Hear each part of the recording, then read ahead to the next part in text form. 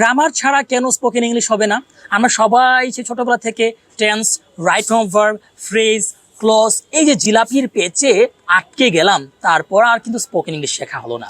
যার ফলে লিয়াকত হোসেন স্যারের এই যে গ্রামার ছাড়া স্পোকেন ইংলিশ বইটি, এখানে কি গ্রামার নেই?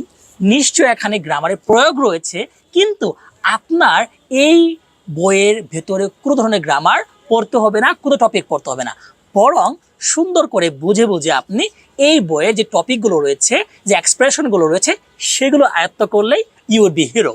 সিচুয়েশন বুঝে কোন পরিস্থিতিতে আপনি কোন এক্সপ্রেশন, কোন বাক্য ব্যবহার করবেন, সেটি কিন্তু চমৎকার ওয়েতে এখানে ডিজাইন করা হয়েছে, এবং আপনার মনে হবে যে এই বইটি আপনার জন্য লেখা হয়েছে। তিনটি অ্যাডজেক্টিভে যদি বলি, ওয়ান্ডারফুল, মার্ভেলাস অ্যান্ড ফ্যাবুলাস। কেন ওয়ান্ডারফুল?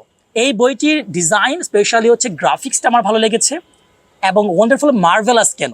কারণ লেখক দীর্ঘদিনের অভিজ্ঞতার একটা নিঃসার দিয়েছে আপনাকে, সম্পূর্ণ একটা জিস্ট আপনি এখানে পাবেন তার সারা জীবন পড়ানোর, টিচিং এবং তার সারা জীবনের শিক্ষকতার, প্লাস নিজে পড়েছেন সব কিছু এটা পাবেন। এবং সব শেষে বলেছিলাম ফ্যাবুলাস।